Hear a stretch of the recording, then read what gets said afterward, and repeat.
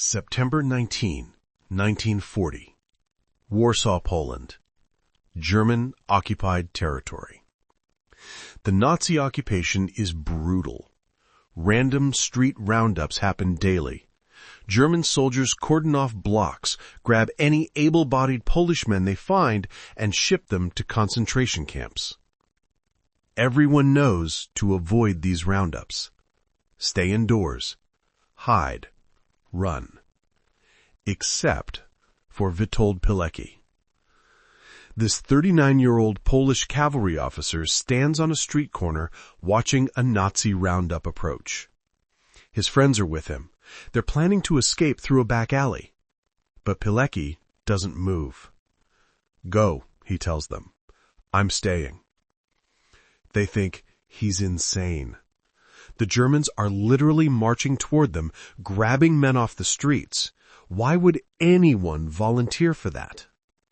But Pilecki has a plan. The most audacious, insane, heroic plan of World War II. He's going to get himself arrested. Get himself sent to Auschwitz. And once inside the death camp, he's going to organize a resistance movement and document Nazi atrocities so the world will finally know what's happening behind those barbed wire fences. His friends try to pull him away. Pilecki refuses. The Germans arrive.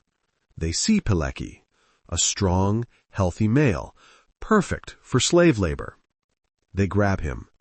Within hours, he's on a train crammed with 2,000 other prisoners, heading to a place whose name will become synonymous with evil: Auschwitz. Prisoner number 4859 has just begun the most extraordinary intelligence operation of World War II. Let's understand what Pilecki is walking into.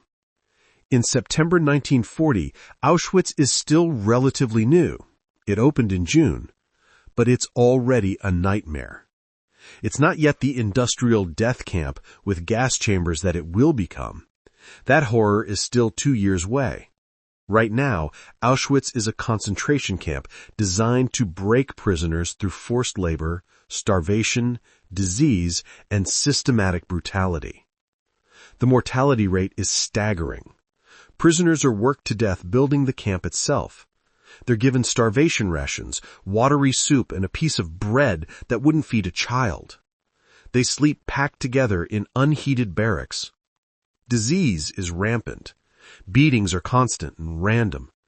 The SS guards kill prisoners for sport, for discipline, or simply because they're bored. Most prisoners who enter Auschwitz in 1940 are dead within 3 months. Witold Pilecki knows all this, and he volunteers anyway. Why? Because someone needs to document what's happening. The outside world doesn't know. Oh, people know the Nazis have concentration camps, but they don't know the scale, the systematic nature, the casual brutality. They don't know that Auschwitz is a factory of death. Pilecki is a member of the Polish underground, a secret resistance organization fighting the Nazi occupation. His mission is simple in concept, impossible in execution. Infiltrate Auschwitz, organize resistance among the prisoners, gather intelligence, and find a way to communicate that intelligence to the outside world. And if possible, organize a prison break or armed uprising that could destroy the camp. But here's the tragic twist.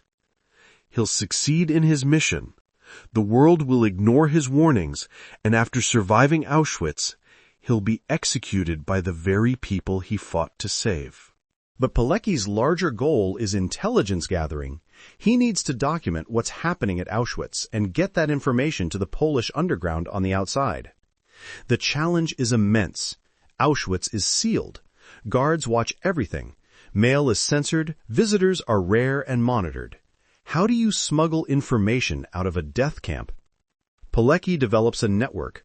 Certain prisoners work outside the camp on agricultural details. They have brief contact with Polish civilians.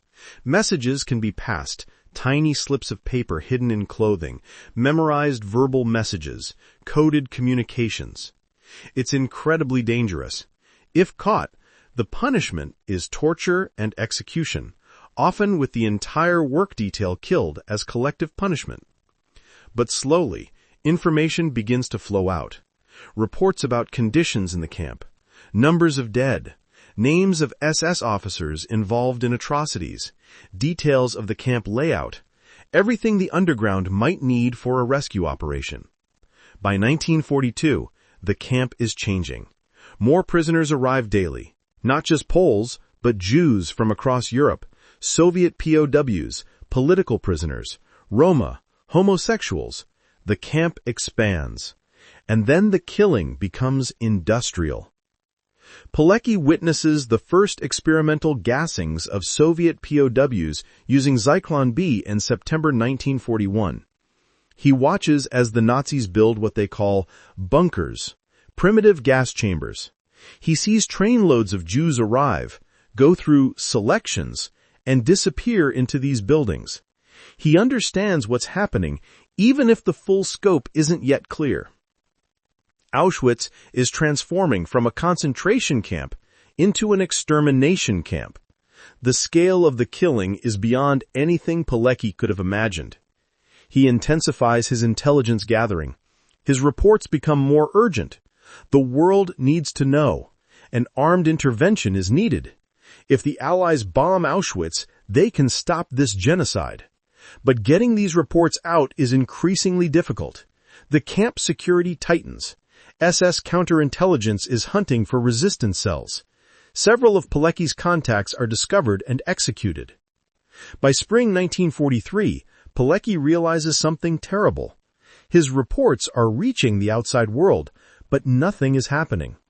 The Allies are receiving intelligence about Auschwitz, but they're not acting on it. No bombing raids, no rescue operations, nothing.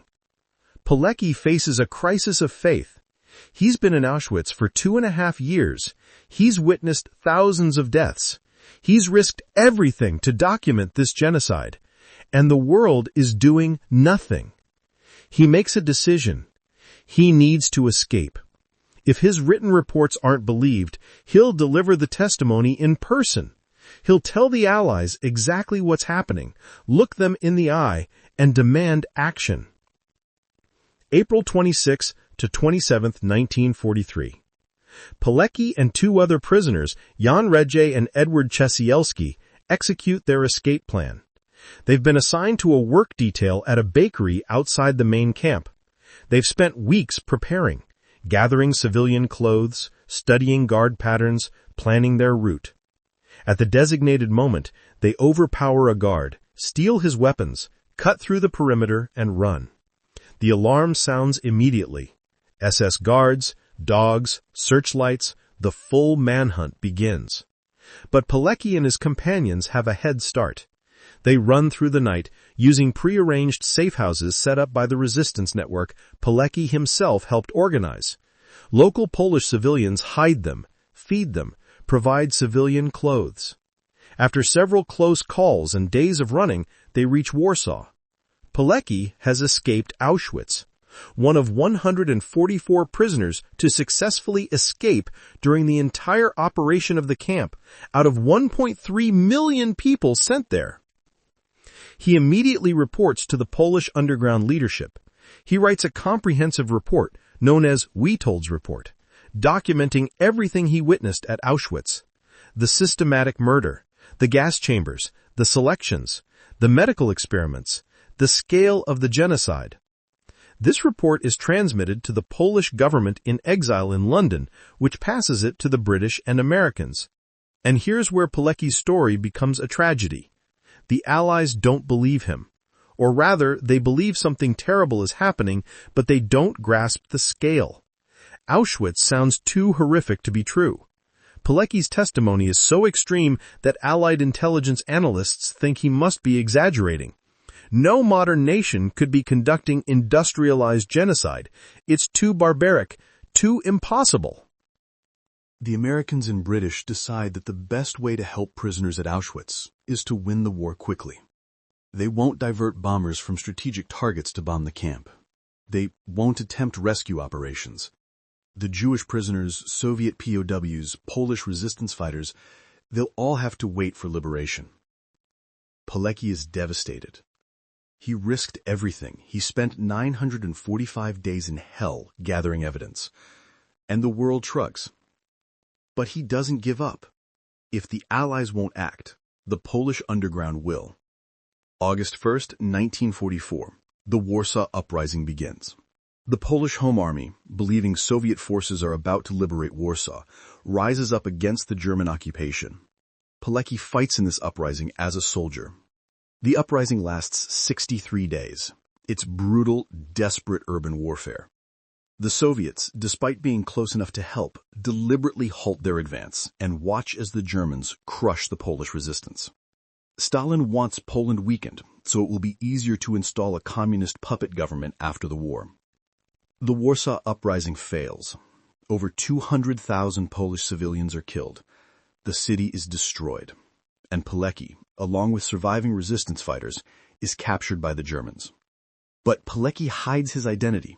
The Germans don't realize they've captured prisoner 4859 from Auschwitz. They don't know he's the man who organized resistance inside the death camp. They just think he's another resistance fighter.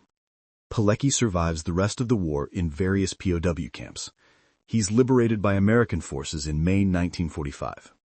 The war is over. Pilecki has survived Auschwitz, the Warsaw Uprising, POW camps. He's a hero who documented the Holocaust, organized resistance, and fought to the very end. But his story doesn't have a happy ending. Poland is now controlled by the Soviet Union. A communist government backed by Stalin rules the country. This government views the Polish Home Army, the resistance Pilecki belonged to, as enemies. These resistance fighters are loyal to the Polish government in exile in London, not to the communists. Pilecki is ordered to return to Poland by his superiors. They want him to stay and continue intelligence work, this time documenting Soviet atrocities and communist oppression. It's another suicide mission.